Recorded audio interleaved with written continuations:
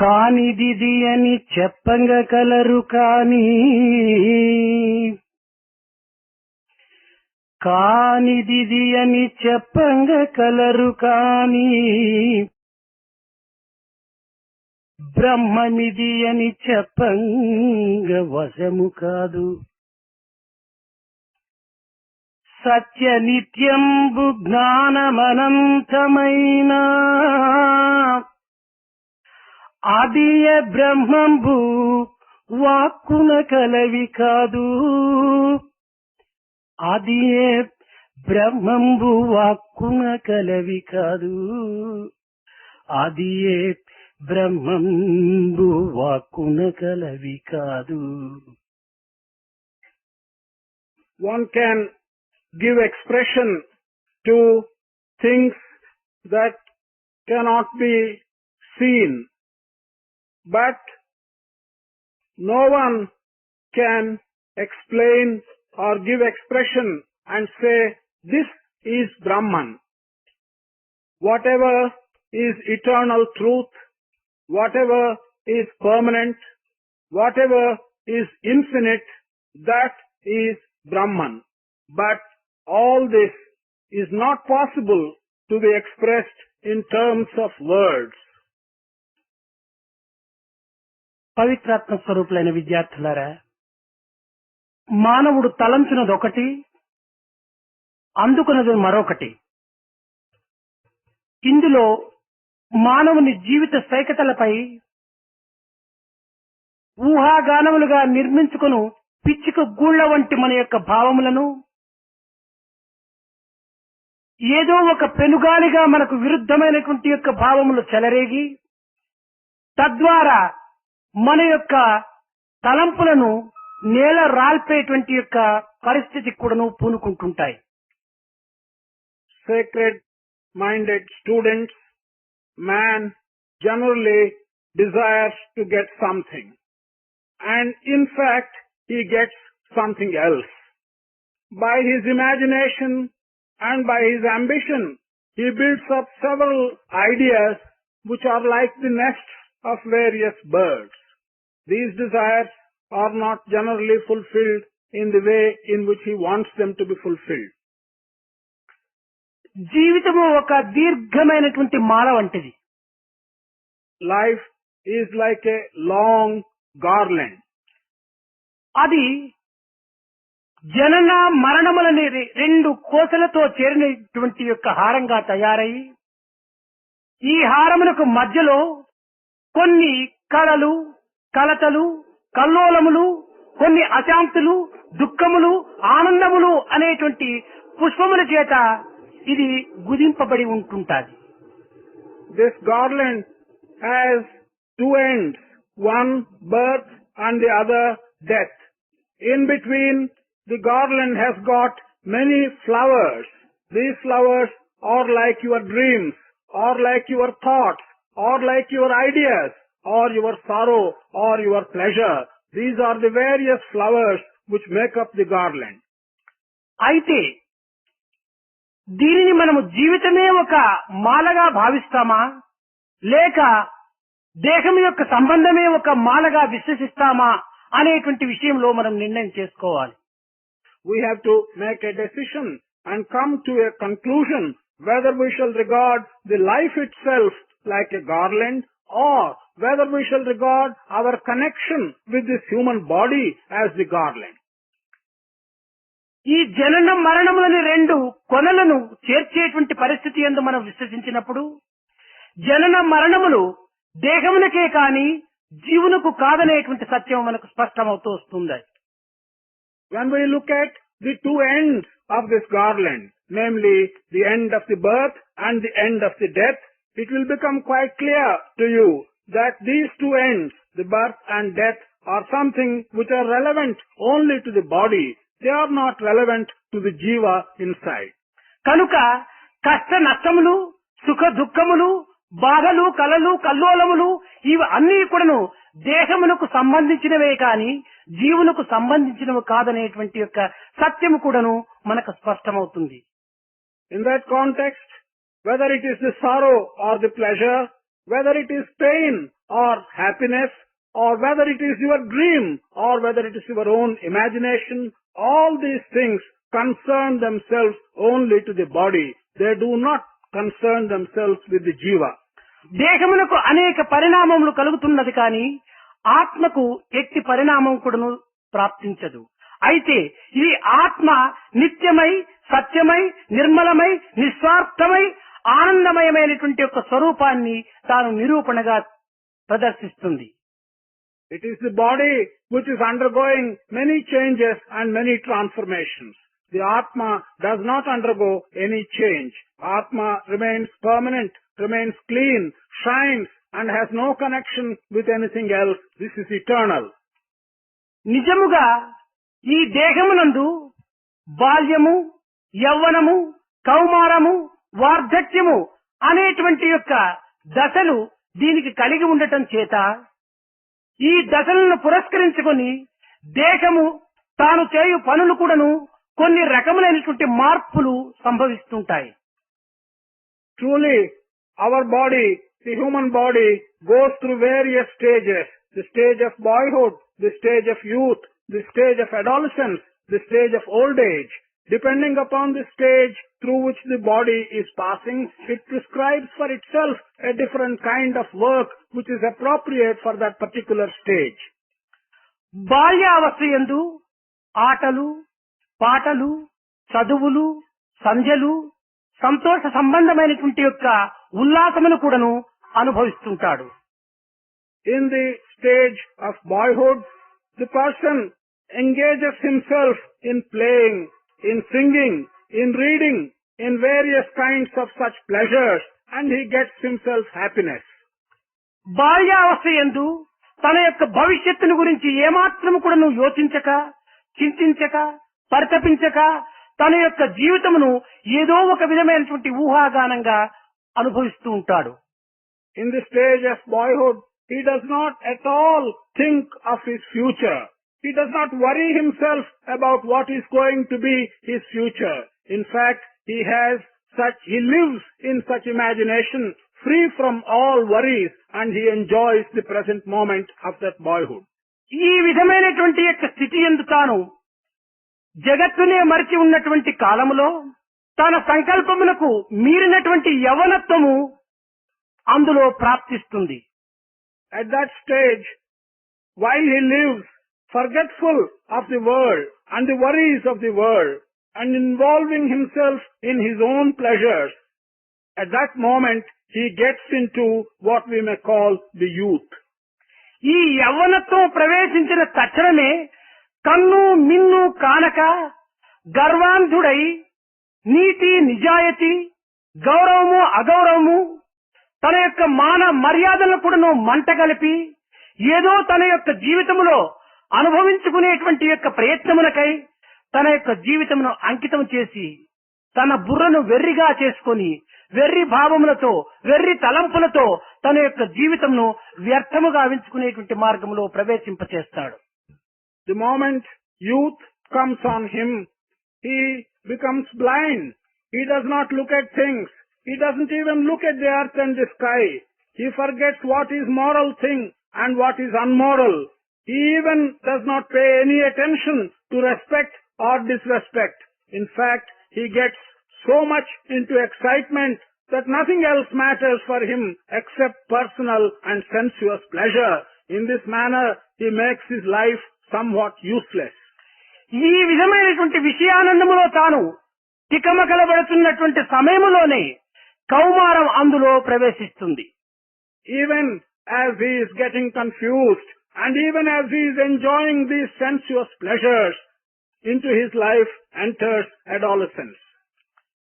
ఇట్టి కౌమారము ప్రవేశించిన తక్షణమే బాధ్యతలు తన యొక్క భారముగా నిలిచినటువంటి యొక్క సంసార కృత్యములు తన కర్తవ్య కర్మలు అనేక రకములైనటువంటి దీంతో తాను బంధింపబడి తాను ఏదో ఒక విధమైనటువంటి ప్రత్యేకమైన ప్రపంచంలో తాను ఉండినట్టుగా చింతించడానికి ప్రయత్నిస్తాడు.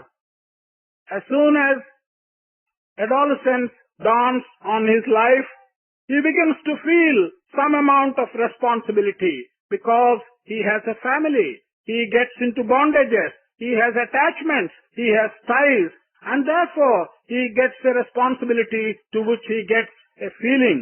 And he thinks that he is living in some special kind of world and he has to fulfill his responsibilities. ఏదో ఒక విధమైనటువంటి యొక్క శక్తి తనను బంధించినట్టుగా విశ్వసించి ఆ బంధనంలో నుంచి తాను తప్పించుకోవడానికి తగినటువంటి ప్రయత్నములు చేసేటువంటి యొక్క సంకల్పముతో ఆ మానవుడు అనేక రకములైనటువంటి యొక్క యోచనలు సలుపుతూ ఉంటాడు. He feels that some power is binding him down and he is getting tied up to various attachments, and he makes an attempt by some method to get out of this bondage. This is the kind of attempt which he does when he is tied up in his family. ఇట్టి అవస్థలో తాను అయోమయ స్థితి ఎందున్నటువంటి సమయమునందే వృద్ధాప్యము అనేటువంటిది తిరిగి ప్రవేశిస్తుంది.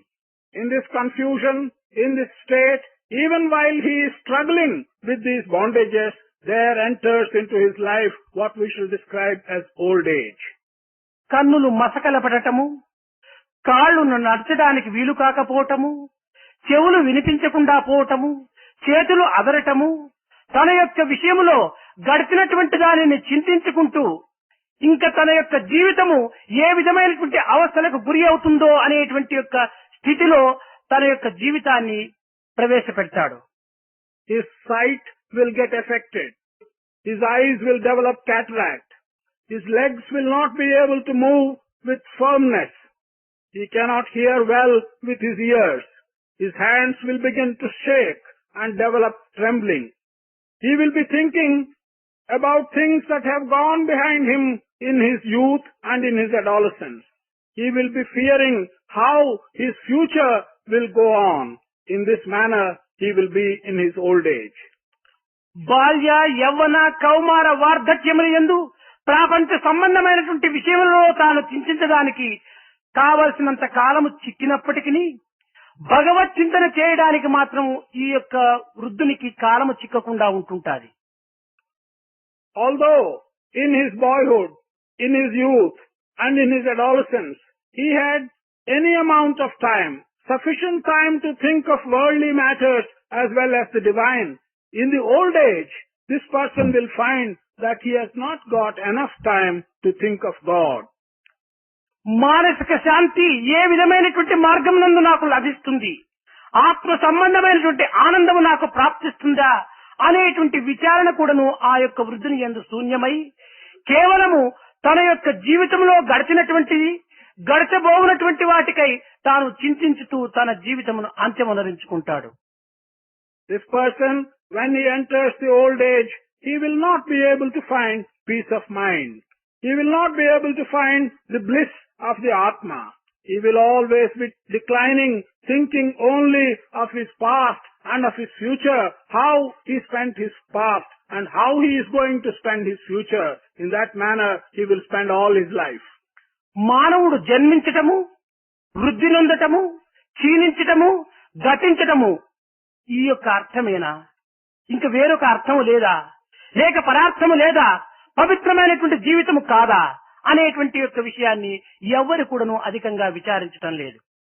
Man is born, man grows, man declines, and man dies. Should people only think of these various transformations like birth, growth, declining, and death? Is there nothing else more sacred than this that they should think of? Should they not think of something more permanent like the Atma Tattva? బాల్యమునందున పలువురితో కూడి ఆటపాటలయందు ఐక్యుడగును, యవ్వనం మరుదెంచ నెలరు విల్తుని పోల్కి కామిని లోలుడై క్రాలుచుండు, అర్ధవయస్కున ఐహికంబున మునిగి ధనమునార్జించుట చవిలియుండు, ముదిమి వచ్చిన ఎంత మురహరిని తలువక అది ఇది లేదని ఆరటించు, వివిధ దుర్వ్యసనంబులు వీడలేక ముక్తి మార్గంబు వెతుకు ఆసక్తి లేక కర్మ పంకిలమున్బడి గ్రాలుచుండు, మట్టి గల్పును జన్మంబు మానవుండు. During his youth and boyhood, man mixes himself with several people and spends his time playing with them. As he grows a little older and becomes young, then he involves himself in desires and in seeking after love of women. When he becomes a little older, he wants to earn money. He wants to amass money so that he can use it for his own pleasures. When he becomes old, he does not think of the Lord, but he will be spending his time in many different ways, and he finds himself unable to give up the attachments which he has developed during his life. In this manner, man simply wastes his life and in fact mixes it up with mud and becomes utterly useless in the end. యువకులైనటువంటి యొక్క వ్యక్తులు దైవత్వం పైన విశ్వాసము కుదరక దైవము కలడా లేడా అనేటువంటి సందేహావస్థ లోపల తాను కొంత భ్రాంతిని పడుతుంటాడు. Youth generally do not have faith in God. They get into a despondent hesitation and ask themselves the question, is there God or is there no God? ఈ భగవత్ విశ్వాసం కూడాను జన్మాంతర సుకృతం ఉన్నటువంటి వారికే లభిస్తుంది కానీ అందరికీ లభించడానికి సాధ్యం కాదు. Even this faith in God is possible only for such people who have had some good deeds in their past lives. It's not possible for everybody. ఈ జన్మాంతరం అన్నటువంటిది భారతీయులు కూడాను ఈనాడు విశ్వసించలేనటువంటి యొక్క పరిస్థితిలో ఉంటున్నారు. This reference to our previous birth is something which even Indians today are not able to believe in. ఒక చిన్న ఉదాహరణము, జన్మించిన తక్షణమే కొంతమంది కవులుగా తయారవుతున్నారు, కొంతమంది గాయకులుగా అభివృద్ధి పొందుతున్నారు, మరికొంతమంది కళాకారుడుగా అభివృద్ధి పొందుతున్నాడు.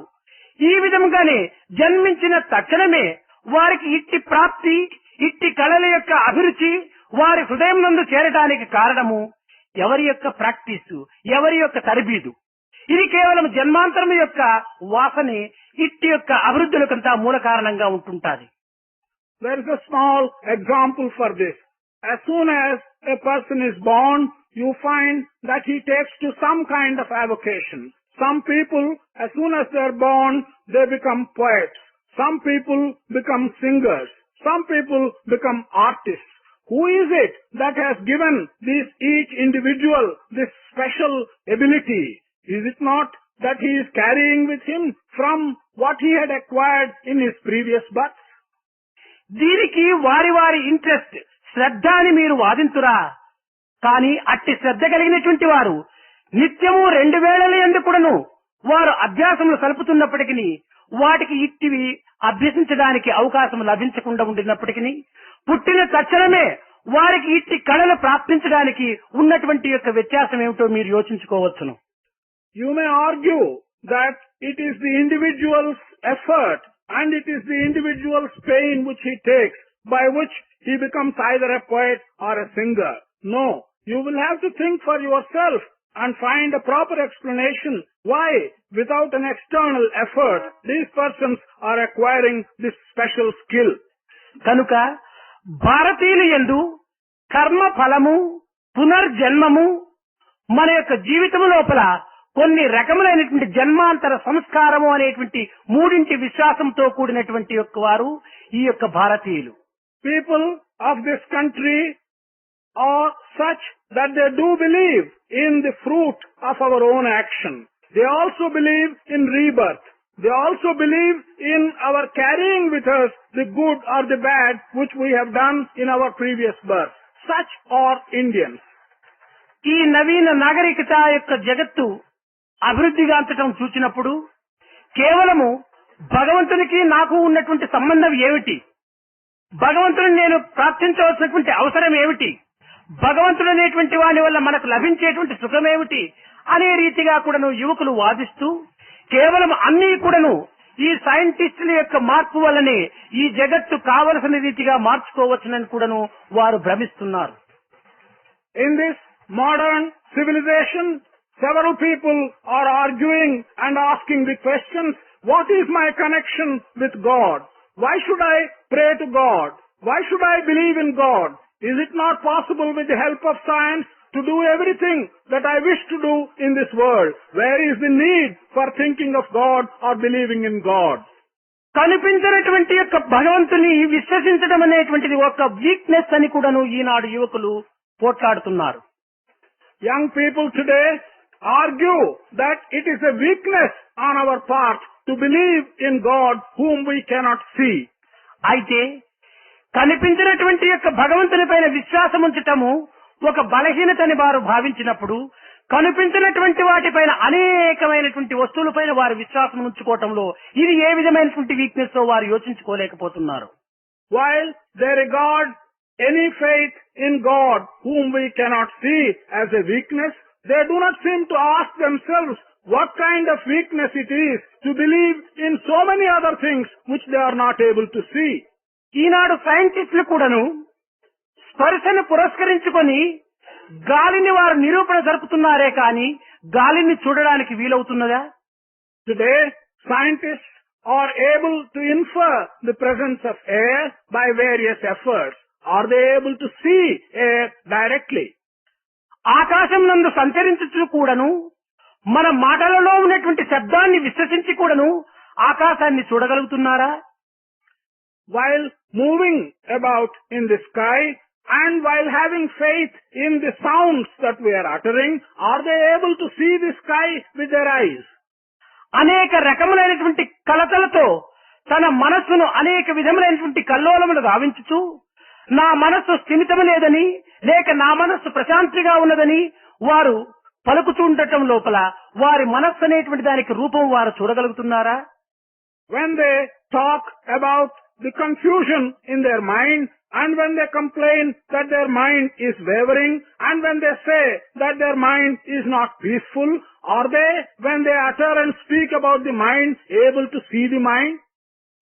నా యొక్క హృదయము ప్రశాంతిగా ఉన్నదని లేక అశాంతిగా ఉన్నదని ఉచ్చరించటంలో ఉన్నటువంటి యొక్క అర్థము తాను హృదయాన్ని చూడగలుగుతున్నాడా?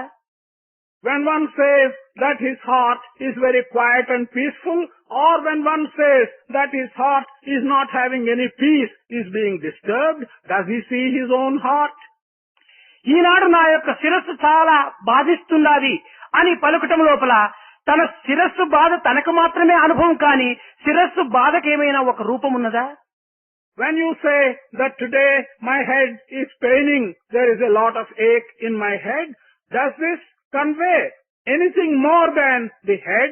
Is there a shape for the pain which is being suffered by the head? కనుక ఆనందమునకు కానీ దుఃఖమునకు కానీ ఆహ్లాదమునకు కానీ విచారమునకు కానీ హృదయమునకు కానీ మనసునకు కానీ ఏమాత్రము కూడా రూపములు లేవు. లేనటువంటి వాటిని ఏ రీతిగా వారు విశ్వసిస్తున్నారు? సర్వవ్యాపి అయినటువంటి యొక్క దైవత్వంలో ఉన్నటువంటి యొక్క ఆత్మతత్వాన్ని విశ్వసించడంలో బలహీనత అనటం లోపల వీరిదంత బలహీనతో మీరు యోచించుకోవచ్చును. Thus, there is no shape for things like bliss, for sorrow, for happiness, for your heart, for your mind. When you are having faith and belief in such things for which there is no shape and which you do not see directly, what is the disbelief in something like the divine or the God which you do not see? When you talk of you are not being able to have faith in God whom you do not see, and when you say that it is weakness, you have to consider, is this not weakness that you think of bliss, sorrow, happiness, heart and mind as real although you cannot see them? జగత్తంతయు కూడాను పంచభూతముల యొక్క మిళితము. ఈ పంచభూతములకు కూడాను రూపములు లేవు, కానీ వాటికి కొన్ని కొన్ని శక్తులు మాత్రమే ఉంటున్నవి. ఇప్పుడు ఒక గాలికి రూపము లేదు, కానీ ఆ గాలి ఒక ఫుట్బాల్లో లేక ఒక బెలూన్ లో చేరినప్పుడు ఆ ఫుట్బాల్ షేప్ ఆ బెలూన్ షేప్ చెందుతూ ఉంటుండాలి. అదే విధముగానే అగ్ని కూడాను దానికి దహింపచేయ శక్తి మాత్రమే ఉన్నది, కానీ దానికి ఒక రూపము లేదు. ఒక వంకర టింకరిగా ఉన్నటువంటి త్రాడులో చేరినప్పుడు ఆ అగ్ని వంకర టింకరిగా కనిపిస్తుంది. అదే త్రాడు ఒక గుండ్రముగా ఉండినప్పుడు చేరినప్పుడు ఆ యొక్క అగ్ని గుండ్రముగా కనిపిస్తుంది. కనుకనే అగ్నికి దహింపచేసేటువంటి శక్తి మాత్రమే ఉన్నది, కానీ దానికి స్వరూపము లేదు. ఇదే విధముగా మనము ఈ పంచభూతముల యొక్క ఉపమానములు ఆధారం చేసుకున్నప్పుడు పంచభూతముల యొక్క తత్వమునకు శక్తులు మాత్రమే ఉన్నది, కానీ స్వరూపములు మాత్రము కనిపించడానికి వీలు కాదు. The world is made up of the 5 elements. These elements do not have a shape and a form. For example, air has no shape. Air can be put into a container like a football, then it takes the shape of the container. Similarly, fire has only attributes. It has no shape. It has heat and it can burn. Therefore, these elements have only qualities or attributes which you can describe. They have no specific shape or form which you can see. ఈ పంచభూతములకు అతీతమైనటువంటి యొక్క పరతత్వమే దైవత్వం. That aspect which is above these five material elements, that is the divinity. మార్పు చెందేటువంటి ఈ యొక్క దేహముతో, మనము చలించేటువంటి యొక్క బుద్ధితో, భ్రమించేటువంటి యొక్క దృష్టితో ఈ యొక్క సృష్టిని మనం పరికించటం చేతనే మనకు ఇన్ని రకములైనటువంటి సందేహములకు ఒక కారణం ఏర్పడుతుంది. Because we look at this creation with the help of our body which changes, with the help of our mind which wavers, with the help of our vision which falters. It is because we look at this creation with these faltering and changing things that we get all doubts and hesitations. కనుక మన యొక్క దేహతత్వాన్ని మొట్టమొదట మనం విచారించి తదుపరి దైవతత్వంలో మనం ప్రవేశించడానికి పూనుకోవటంలో ఒక సార్థకత ఉంటుంటాది. There is some justification in the first instance of your trying to understand the aspect of your body. Through that, you must be able to move on to understand the aspect of the divine. That will be the proper justification. దీనిని పురస్కరించుకొని శంకరుల యొక్క శిష్యులు అనేక మంది గుణములను, మనసును, ప్రవర్తనను, దేహమును అనేక విధములుగా వారు తూలనాడి అందులో ఉన్నటువంటి సత్య స్వరూపము ఏమాత్రం కూడాను మనకు సహాయకారి అయినటువంటిది కాదని, ఇందుకు తగినటువంటిది ఈ పంచభూతములకు అతీతమైనటువంటి పరతత్వాన్ని పొందేటువంటి యొక్క ప్రయత్నంలో ఆత్మాన్వేషణే ప్రధానమైనటువంటి యొక్క మార్గాన్ని నిరూపణ చేయించు ఈ యొక్క భజగోవిందమును పూర్తి చూస్తారు. It is in this context that several of the disciples of Sankara, when they thought of the various attributes or the gunas for the human being, his mind, his conduct, his body, they felt that these have no permanent value, that a study of these is not the study of truth. These things are material. And they moved on and said that the proper thing to study is the Atma Tattva because that is permanent. And they have spent their time and put their efforts into describing the verses starting with Bhajagovinda. అందులో ఒక శిష్యుడు బాలస్తావత్ క్రీడాసక్తగా బాలస్తావత్ క్రీడాసక్తగా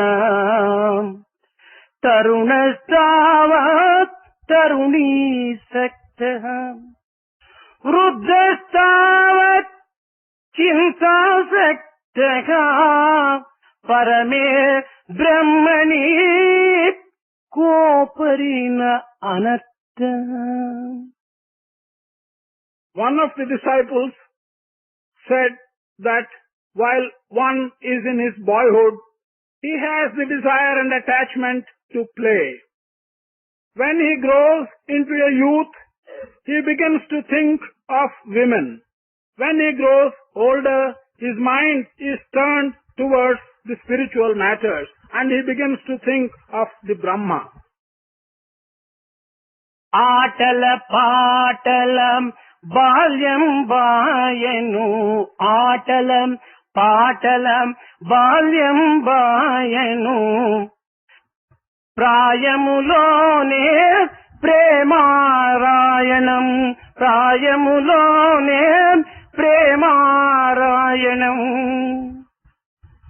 ముదిమిలో చింతనం మురిసేటప్పుడు ముదిమిలో చింతనం మురిసేటప్పుడు పరబ్రహ్మమే కాబట్టడురా పరబ్రహ్మమే కాబట్టడురా భజ గోవిందం భజ గోవిందం గోవిందం భజ మూఢమతే భజ గోవిందం భజ గోవిందం గోవిందం భజ మూఢమతే. Singing and playing, they constitute the childhood and the youth. Whereas one grows into a young man, what matters for him is affection and love. But when he grows a little older, then he begins to inquire and ask questions. The matter of inquiry will be the Parabrahma or the origin of this universe. This is how one fills his life. పగటి వేళలో మానవుడు అనేక రకములైనటువంటి మనస్సు, చిత్తము, బుద్ధి, ఇంద్రియ, దేహముల యొక్క సంబంధము చేత ఈ జగత్తును అనుభవిస్తూ ఉంటాడు. ఆ సమయమునందు తాను ఒక వ్యక్తిగాను, తన యొక్క రూప నామములుగాను, తన యొక్క సాంప్రదాయములను, తన యొక్క సంబంధ అనుబంధములను కూడాను తాను స్పష్టంగా నిరూపణ చేస్తుంటాడు. During the daytime, man gets involved with his mind, with his heart, with his intelligence, and with various other organs of his. And during this connection with these things, he establishes relationship to his environment and he is enjoying the various possible situations. అయితే ఈ స్వప్నావస్థ యందు తన దేహము ఏ విధమైనటువంటి యొక్క కర్మలలో పాల్గొనక, తన ఇంద్రియములు ఏ విధము కూడాను అల్లాడక, తన కన్నులతో ఏ విధమైనటువంటి పదార్థములు చూడకుండినప్పటికీ తన కలలో నానా ప్రదేశములు సంచరించి నానా అవస్థలకు కూడాను తాను గురైనట్టుగా భావిస్తుంటాడు. During the dream, his body does not do any function. His organs do not actually take part in any work. His eyes are closed and they do not see.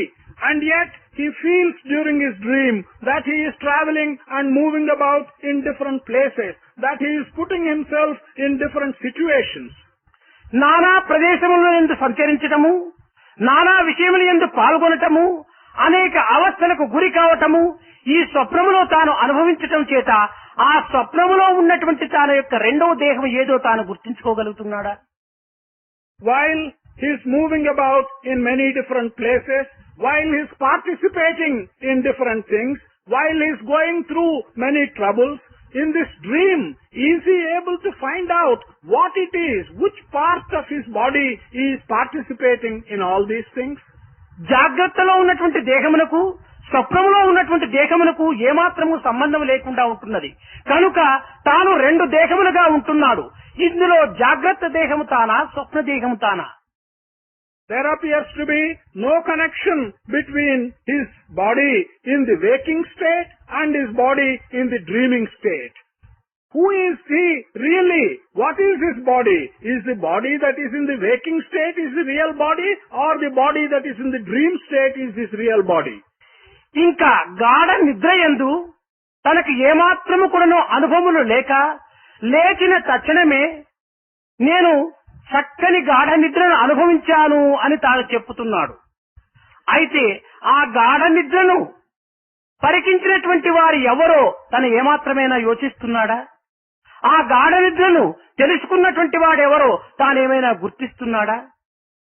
While he is in deep sleep, he does not have any experience of any dream. In fact, he has no experience of any kind during his deep sleep. But as soon as he wakes up from his deep sleep, he says that he has enjoyed the deep sleep and the rest that it has given him. Is he able to answer who it is that has enjoyed the deep sleep? Can he identify that particular part of himself who has enjoyed this deep sleep? మైమరిచి నిద్రించినటువంటి వ్యక్తి నేను చక్కని నిద్రను అనుభవించానని చెప్పడం లోపల ఆ చక్కని నిద్రను చూచిన వారెవరు? The one who has completely forgotten the environment and slept very well, for him to get up and say, I have enjoyed a deep sleep, one has to answer who it is, who is that I who has enjoyed this deep sleep. కనుక జాగ్రత్త, స్వప్న, గాఢ నిద్రయందు కూడా ఉన్నటువంటి యొక్క వ్యక్తి తనలోనే ఉండి తనలోనే గుర్తించుకోవటానికి తగినటువంటి వ్యక్తిగా తాను రూపొందుతున్నాడు. కనుక జాగ్రత్త, స్వప్న, సుషుప్తులకంతా కూడా అతీతమైనటువంటి వాడే ఈ వ్యక్తి స్వరూపుడు. కాని కేవలం దేహంతో బంధించినటువంటి వాడు మాత్రమే వ్యక్తి స్వరూపుడని విశ్వసించుకోవటంలో ఏమాత్రం కూడా అర్థం లేదు. Thus, in the waking state, in the dream state, and in the deep sleep state, there is a self who is present and who has been present through all these three states. This self is something quite different from the body because he has been present all through in all the three states. It is wrong to think that this body is the same as the self. The self is quite different from this body. బ్రహ్మమానస పుత్రుడైనటువంటి నారదుడు ఒకానొక సమయమునందు సనత్ కుమారులను ఆశ్రయించి స్వామి తమకు జ్ఞానోపదేశము కలిగింపచేయమని ప్రార్థించినటువంటి సమయమునందు సనత్ కుమారుడు అయ్యా నీవు సంపాదించినటువంటి యొక్క శక్తి ఏమిటి, నీవు ఇంతకాలము చేసినటువంటి ఘనకార్యం ఏమిటి, నీవు ఏ విద్యలో ప్రవీణుడైపోయినావు అని అనేక రకములుగా ప్రశ్నిస్తాడు.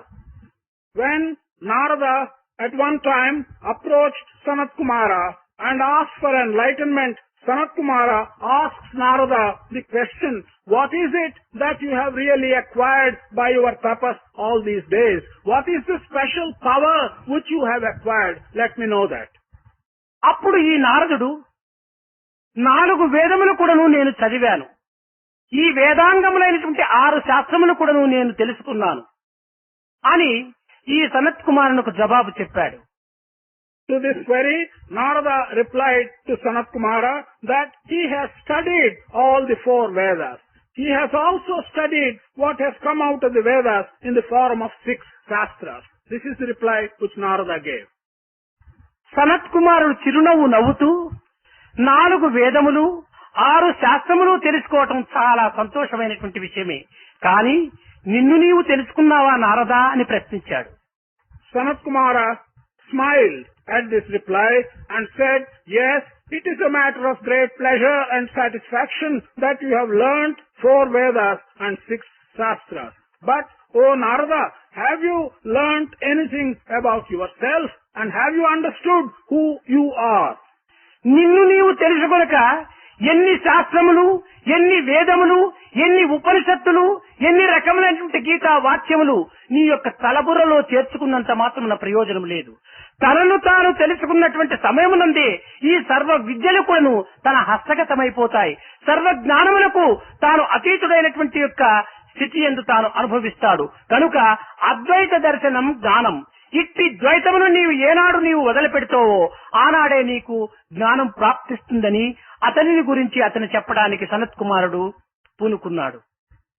Sanat Kumara told Narada that so long as you do not understand your own self, so long as you do not know the self in you, your knowledge of the Shastras, of the Vedas, of the Upanishads and of the Gita become quite useless. It is only when you can realize the nature of yourself and know who you are, your knowledge of the Shastras, Vedas and so on will become useful. What is important is Advaita Darshana. You should be able to realize and understand the non-duality that is pervading right through. This will be the end of your wisdom. ఈనాడు యావత్ ప్రపంచము కూడాను తమను తాము తెలుసుకొనక ఏదో అనేక రకములైనటువంటి ఘనకార్యములు సాధించామని ఈ science యొక్క అభివృద్ధిని ఆధారము చేసుకుని అనవసరమైనటువంటి యొక్క కార్యములలో తాము కాలిడుతున్నారు. Today in the world, without making an effort to understand one's own self, they are thinking that they are doing many great things. With the help of modern science, they are wanting to do one thing and another, and they are putting their foot into various situations. ఆకాశములో సంచరిస్తున్నామని, నక్షత్రములకు ప్రయాణం సలుపుతున్నామని, చంద్రమండలంలో మా యొక్క జీవితమునంతా హాయిగా గడుపుతున్నామని ఉచ్చరించడం లోపల వీరి యొక్క ఘనత కేవలము గాలిమేడలుగా ఎగిరిపోతున్నది కానీ మానసిక శాంతి గాని తన యొక్క దివ్యమైనటువంటి యొక్క తత్వమును కానీ తాను అర్థం చేసుకోలేనటువంటి మూర్ఖత్వంలో మునిగిపోతున్నారు సైంటిస్టులు.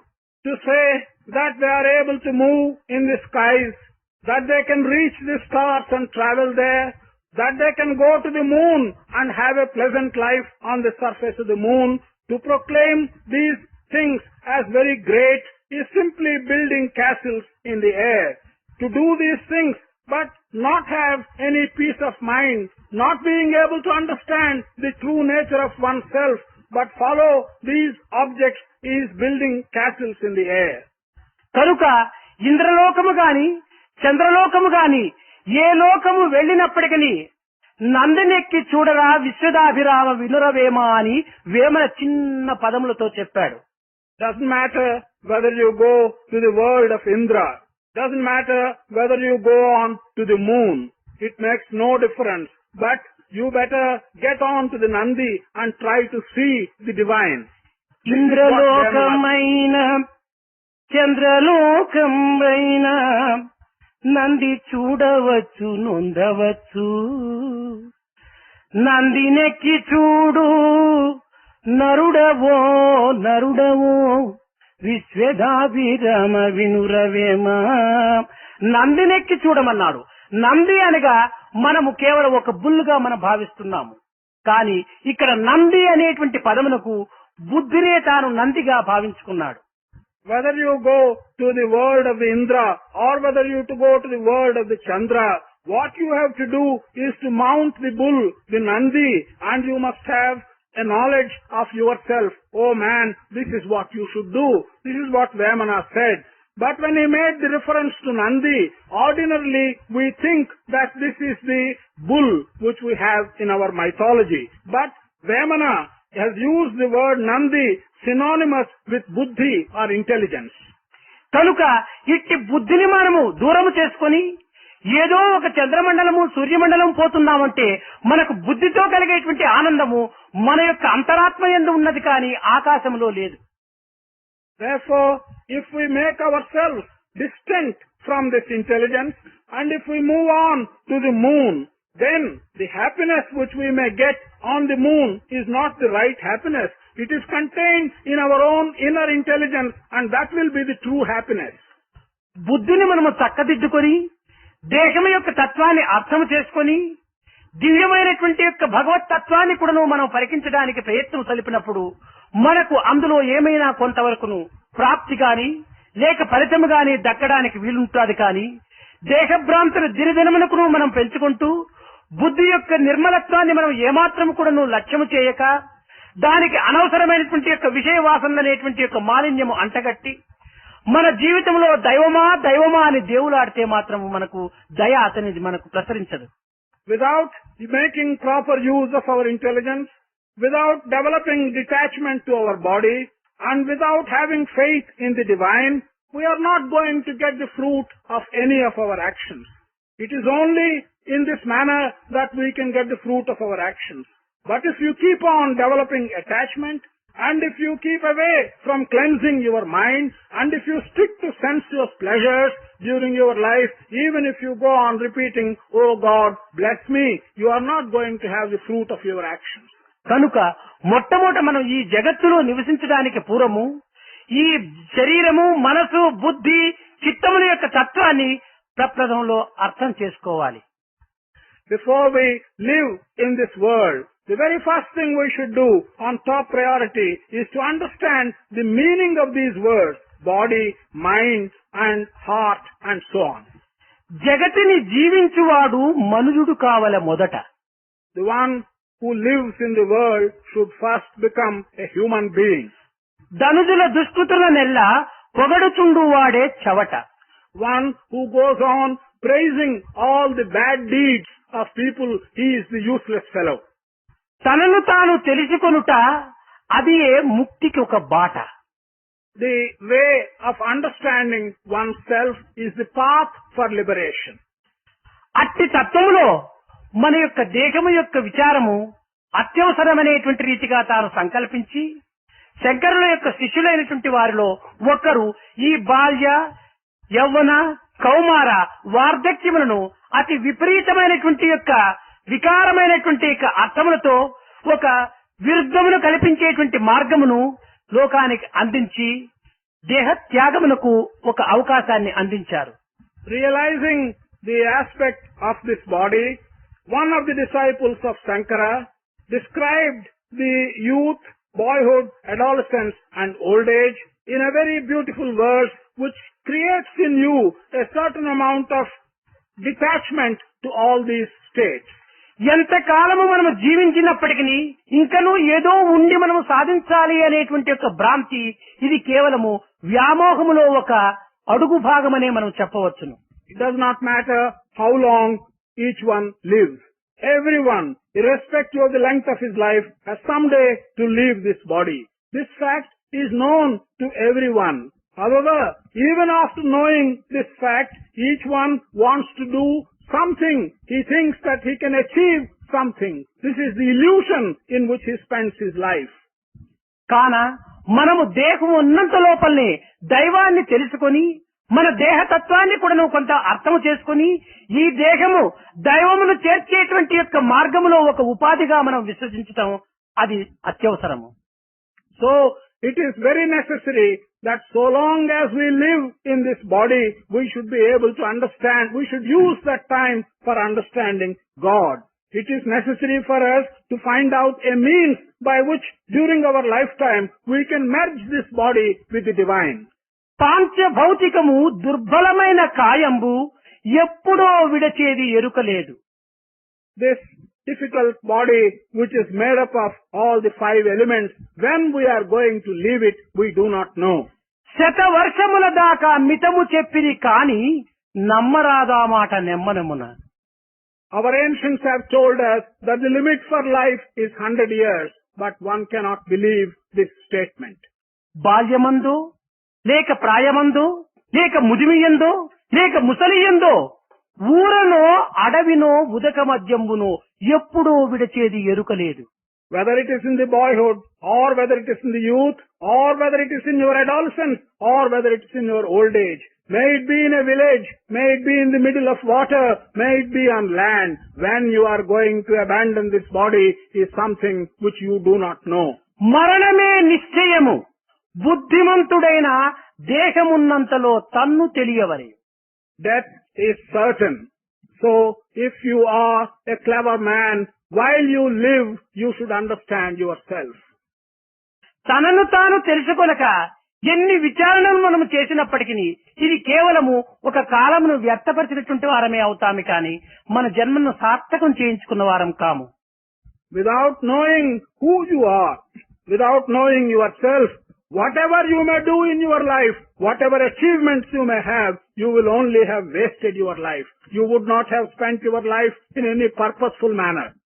ప్రపంచం నుండి యావత్ అన్ని మూలల నుండి కూడా నువ్వు ప్రసరించేటువంటి యొక్క పత్రికల యొక్క న్యూస్ ను మాత్రమే మనం చూడడానికి ప్రయత్నం చేస్తున్నాము. ఏ దేశములో ఏ వ్యక్తి ఏ మార్గములో ఏ విచిత్రమైన ఏ చిత్రమైన ఏ దుఃఖమైన ఏ ఆనందమైనటువంటి విషయాలు ప్రసరిస్తారో అనేటువంటి దీని లోపల మనము అన్ని విధమైనటువంటి వార్తలు వినడానికి మాత్రమే మనము సంసిద్ధులమై ఉంటున్నాము. కానీ అన్ని వైపుల నుంచి వచ్చేటువంటి న్యూస్ లోపల నీవు జీవితాన్ని అంకితం చేస్తున్నావు కానీ నీ లోపల నుంచి ఇప్పుడు నువ్వు వచ్చేది న్యూసెన్స్ అనేటువంటిది నీవు అర్థం చేసుకోవటం లేదు.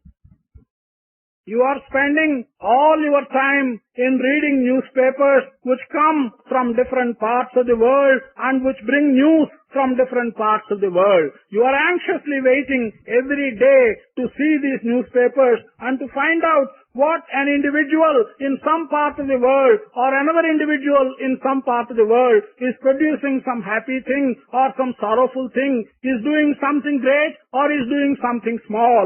All the time you are looking for news that is coming from outside, from everywhere in the world. But you are not realizing that what comes from within yourself to you is something which is first to be realized, and that is the most important news.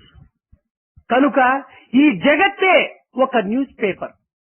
ఈ జగత్ అనేటువంటి news paper ను ఒక్కతూరి మనం చూచాము చాలు.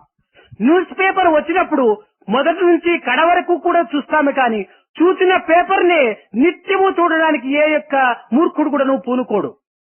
This world is like a newspaper. We see a newspaper only once. You can read the newspaper from the beginning to the end. But no one will read the same newspaper a second time or again and again. కనుక ఈ ప్రపంచం అనేటువంటి news paper ను మనం వచ్చాము చూచాము అంతే.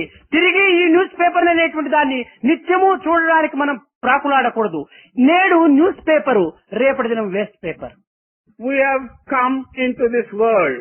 This world is a newspaper. We have seen this newspaper once. We should not again attempt to see the same newspaper again.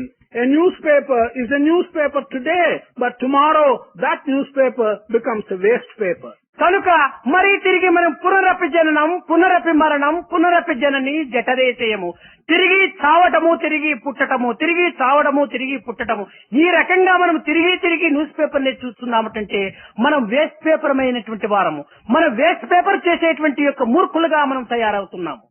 In this way, if we submit ourselves and if we subject ourselves to be born again, to die again, to be born again and to die again, come back again to this world, read this newspaper again and again, then we are simply making our life a waste paper. కనుకనే ఇట్టి waste paper చూడడానికి మనం ఏమాత్రమూ అంగీకరించకుండా తిరిగి దైవత్వం అనేటువంటి యొక్క test paper లోపల మనం చేరడానికి పూనుకోవాలి. Therefore, we should not agree to see this newspaper, which is a waste paper, again and again. We should make up our mind to see the divine, which is the test paper and not a waste paper. కనుక ఇదంతా కూడాను ఒక విధమైనటువంటి యొక్క భావమును దైవం వైపున మరల్చే నిమిత్తమై శంకరుల వారు తమ అనుచరులైనటువంటి శిష్యులను కూడాను ఈ విధమైనటువంటి మార్గంలో ప్రవేశింపచేసి ఆనాడు అనేక మందిని భగవత్ తత్వాన్ని అనుభవించుకునేటువంటి యొక్క దివ్య మార్గం లోపల ప్రవేశపెట్టారు. Thus, Shankara in those days had done everything, and all that he had done was to turn the ideas of people towards God and give them a feel for the divine, so that they can really understand and spend their life in seeing God and understanding divine aspects. కాన మీ యువకులైనటువంటి మీరు ప్రప్రథమంలో మీ యొక్క బుద్ధులు చక్కదిద్దుకొని నిర్మలమైనటువంటి భావములతో పవిత్రమైనటువంటి యొక్క ఊహలతో ఈ చిక్కినటువంటి అవకాశమును చక్కగా అనుభవించుకొని దైవత్వం అనేటువంటి యొక్క మధురమైనటువంటి ఆనందమును అందుకొని తద్వారా మీ యొక్క జీవితమును యావత్ భారతదేశమునకు అంకితం చేసి తోటి మానవులను కూడా పునరుద్ధరించడానికి ఒక ధర్మమును పునరుద్ధరింప చేయడానికి వారికి తగినటువంటి యొక్క ఆదర్శప్రాయాలుగా మీరు నిలిచి భారతదేశం యొక్క తిరిగి సంస్కృతిని మీరు నిలబెట్టడానికి తగినటువంటి కంకణం కట్టుకుంటారనేటువంటి యొక్క విశ్వాసంతో ఈ యొక్క సమావేశంలో మిమ్మల్ని చేర్చుకోవటం జరిగింది. ఈ చేర్చుకున్నంత మాత్రమున మాకు సంతృప్తి కానేరదు. ఈ ఒక్క నెల దినమును కూడాను ఈ చెప్పు విషయములను మీరు ఆలకించే విషయములను మీ హృదయస్థానమునందు చేర్చుకొని ఆచరణలో ప్రవేశపెట్టి ఆనందమును అనుభవించి తిరిగి మన భారతదేశమునకు సత్కీర్తిని మీరు నిలుపుతారని కూడాను నేను ఆశిస్తూ ఆశీర్వదిస్తూ నా ప్రసంగాన్ని విరమిస్తున్నాను. You young people, especially the youngsters here, must cleanse their minds, must develop pure ideas. You should take this opportunity and see what sweetness there is in understanding divinity.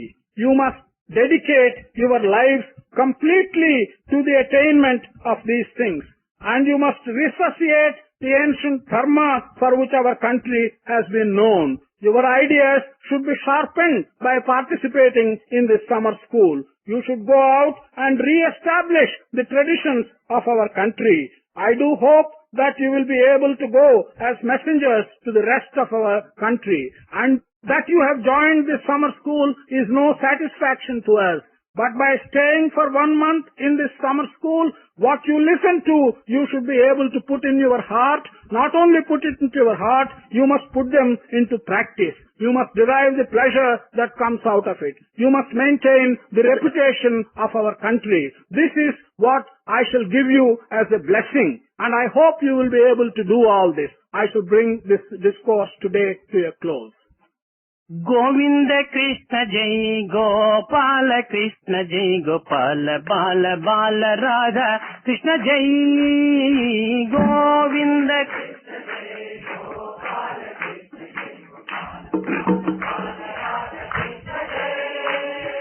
Govind Krishna जय गोपाल कृष्ण जय गोपाल बाल बाल राधा कृष्ण जय गोविंद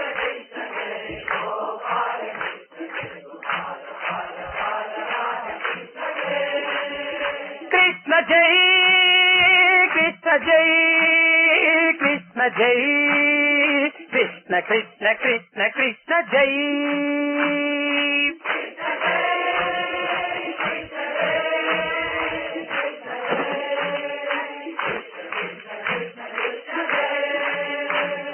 कृष्ण जय कृष्ण जय कृष्ण जय कृष्ण कृष्ण कृष्ण कृष्ण जय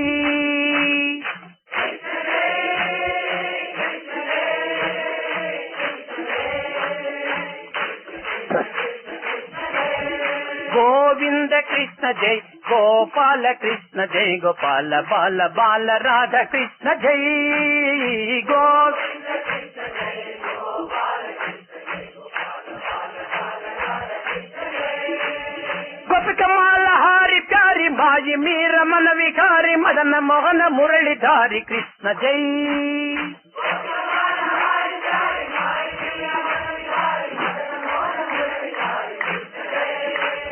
గోపికమాల హారి ప్యారి మాయి మీర మన వికారి మదన మోహన మురళిధారి కృష్ణ జై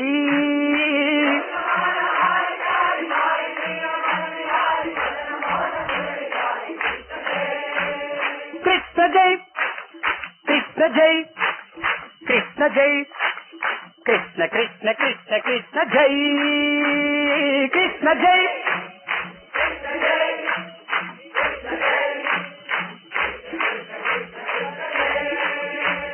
కృష్ణ జై కృష్ణ జై కృష్ణ జై కృష్ణ కృష్ణ కృష్ణ కృష్ణ జై కృష్ణ జై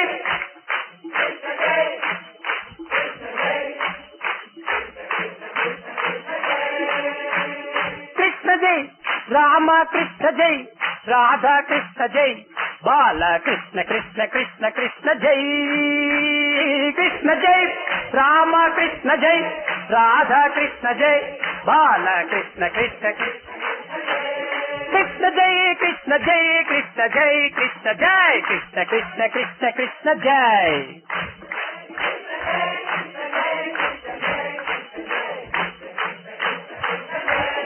గోవింద కృష్ణ జై గోపాల కృష్ణ జై గోపాల బాల బాల రాధ కృష్ణ జై గోవింద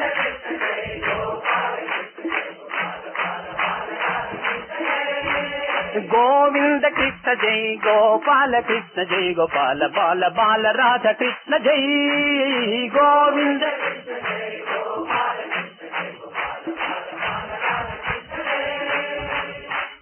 మాధవ మురహర మధుర మనోహర గిరిధర గోపాల మాధవ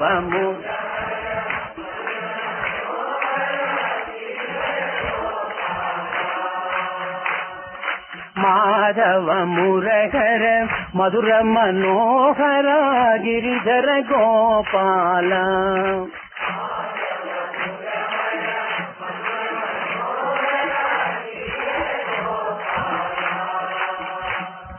గిరిధర గోపాల హే గిరిధర గోపాల హే గిరిధర గోపాల హే గిరిధర గోపాల హే గిరిధర గోపాల హే గిరిధర గోపాల హే గిరిధర గోపాల హే గిరిధర గోపాల హే గిరిధర గోపాల హే గిరిధర గోపాల హే గిరిధర గోపాల హే గిరిధర గోపాల మాధవ మురహర మధుర మనోహర గిరిధర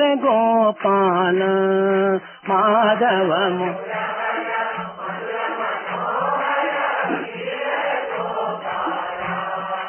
నంద కుమార సుందరాకార బృందావనం సంచార మురళీలోల మునిజన పాల గిరిధర గోపాల హే గిరిధర గోపాల హే గిరిధర గోపాల హే గిరిధర గోపాల గోపరిపాల గోపీలోల గోవర్ధనగిరి ఉద్ధారా నందకుమారా నవనీత చోరా రాధా హృదయ విహారా భక్తోద్ధారా బాలగోపాల గిరిధర గోపాల హే గిరిధర గోపాల హే గిరిధర గోపాల హే గిరిధర గోపాల హే గిరిధర గోపాల హే గిరిధర గోపాల హే గిరిధర గోపాల గిరిధర గోపాల హే గిరిధర గోపాల హే గిరిధర గోపాల ఓ గిరిధర గోపాల నా గిరిధర గోపాల శ్రీ గిరిధర గోపాల గిరిధర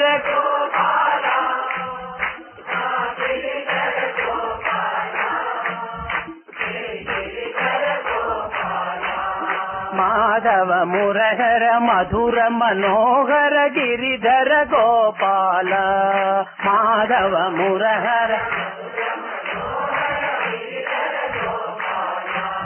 మాధవ మురహర మధుర మనోహర గిరిధర గోపాల మాధవ మురహర మధుర గిరిధర గోపాల హే